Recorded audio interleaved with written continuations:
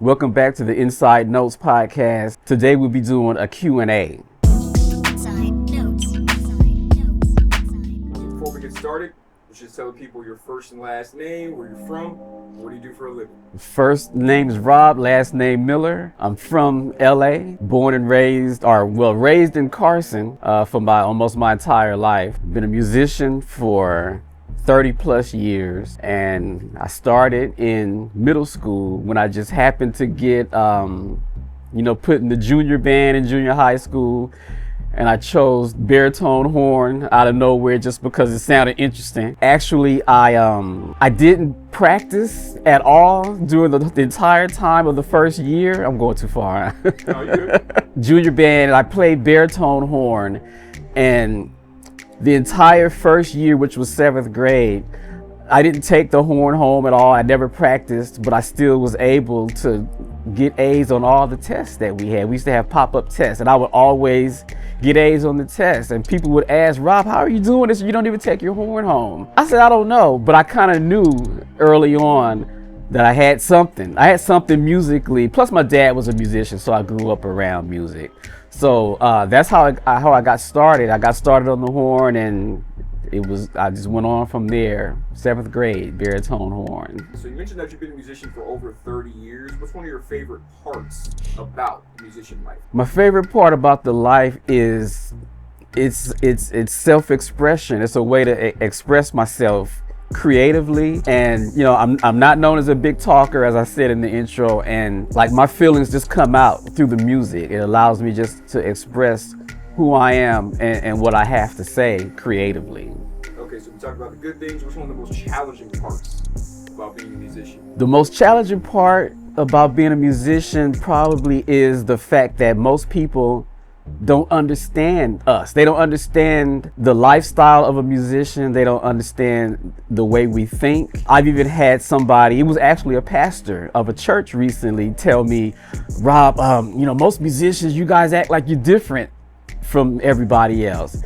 And I answered truthfully. I said, we are different. We do think differently. So that's one of the things that makes it difficult. People don't understand that we kind of see things in a different way. It doesn't mean that we think we're better than everybody else. We just kind of see things differently.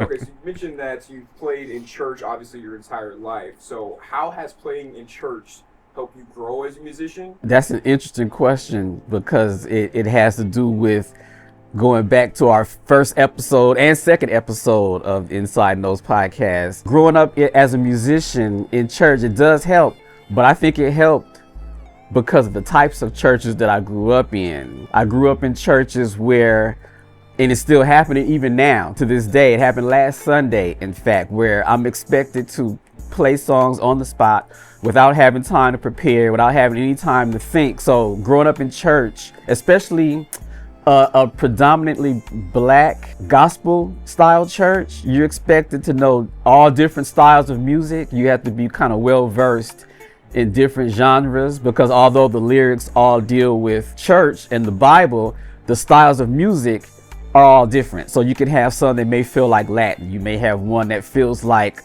it's reggae. You may have one that feels like hip hop or even R&B. So yeah, I don't think I would be as comfortable as a musician if it wasn't for the fact that I grew up playing in church. Okay, so along with playing in church, you're also a full-time musician outside of church, most notably with sync licensing. For the people who don't know, could you just loosely describe what sync licensing is? Sync licensing it deals with all the music you hear on TV and even in movies. The music that I always tell people that they don't pay attention to. More than likely the background music, or sometimes even featured music in TV shows. What it is they take your music, and video editors are able to craft their video editing around the music that you write. What it just boils down to, it's just music, but it's music that's used to be synced with picture or film. That's what the term comes from, sync. Sync music or sync licensing. They license your music to be synced to their video. So you've been doing that for a couple of decades now too as well. How did you get your first sync placement, and where did it go to? Yeah, it's been actually this past February made 20 years. This all stems from church. Most of my things have stemmed from church. So I met a person in church who happened to work for a company called Telepictures, which produces all Warner Brothers TV shows. So his job was to choose music to be used on their shows. And I just met him in church, and he asked if I had some music for TV. And I said, yeah, I have some stuff, gave him some stuff, and he listened to it, and we went to the music supervisor of the shows, and I kind of got a deal right there on the spot. So it kind of just happened. It was sort of like an overnight thing to where I just met the right person at the right time, and I was prepared though. So it wouldn't have happened if I wasn't prepared. If I didn't have any music, this probably wouldn't have happened. So that's how it happened. How did you first make that transition to full time? What was it that sparked that decision? Well, the decision was, it's although it's music, and I love music, and it's how I express art and all that stuff, it's still a business. So it was a way to make a living. I knew that as long as I made enough music and turned in enough music, that over time I would be able to pay bills with it. So, but luckily, I have to be honest, luckily, I had a wife that was willing to go through the hard times in the beginning. She actually went to work while I stayed and made music for the first year. And after that first year, it all paid off. So all that came into play. I was able to have the time to put my music together, and it all worked out in the end. Good. So how did that first call go when you wanted to tell your wife that you're going to do that full time? How did that go for you guys? She was working, and I was, working on my beats, just waiting for that first check to come through, right? And this was all based on, I'll do this for, this first year, and if it's worth it money-wise, then I'll take over everything. I got it, right? So checking the mail every day because I knew when the check was coming. The check finally came, looked at the check, and I opened the envelope, and I said, yeah, this is it. This is it. So I made the call. I called her while she was at work, and I said, hey, I got the check, and I won't say the amount on camera, but I'll tell you how much I told her how much it was, and I said, go ahead and put your 2 weeks notice in.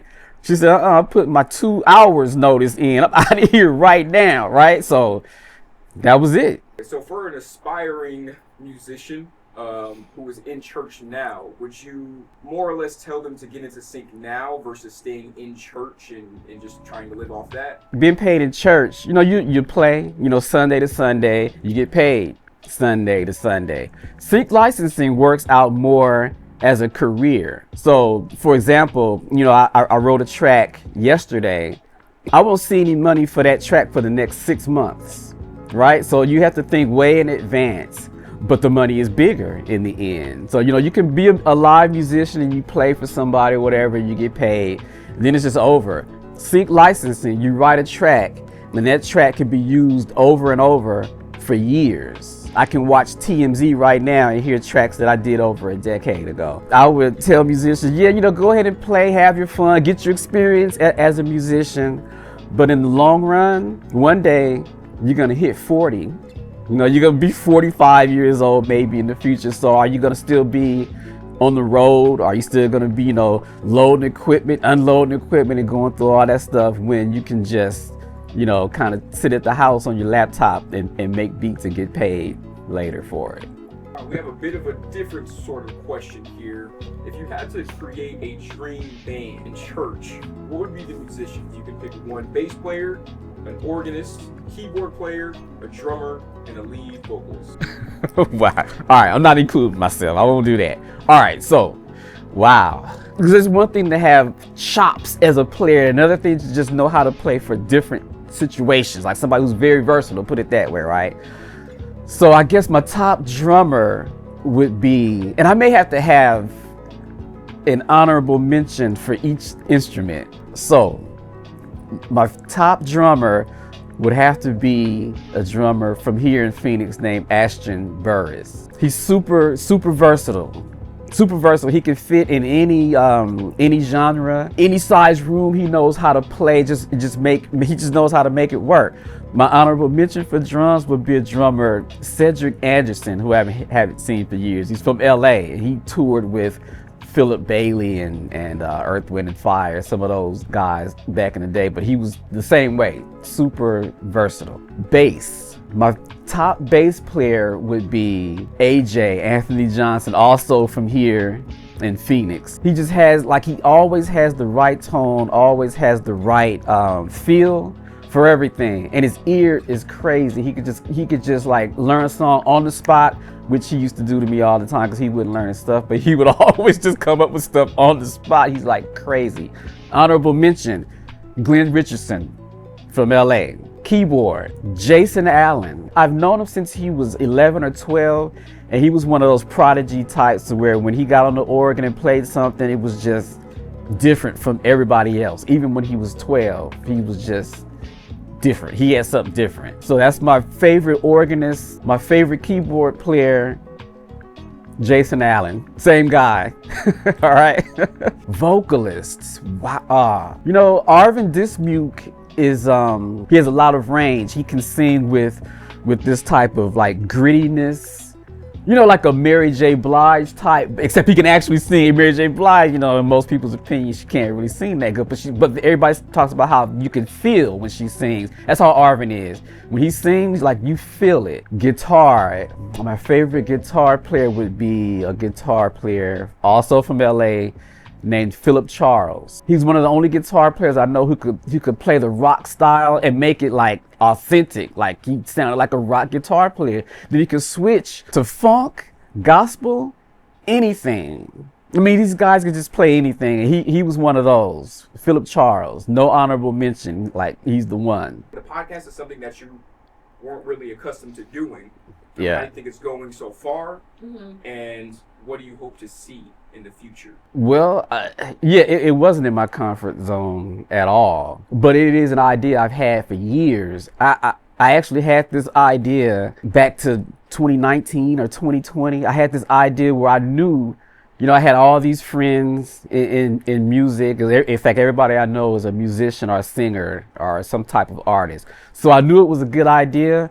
My problem was just getting in front of the camera. So since we've had these 2 episodes, this is the 3rd episode so far, I'm getting more comfortable with it. I want to see us branch out and be able to do some stuff with Zoom or something, because then I can open it up to, you know, all my friends in LA and other places. I even have people overseas who I know who've expressed, you know, wanting to, you know, be on the podcast. So I would like to see it go there. And, you know, we've had a lot of traction. I like where it's going. We're off to a good start. All right. Thanks, guys, for watching. Make sure you like, comment, and subscribe. And we'll see you on the next one.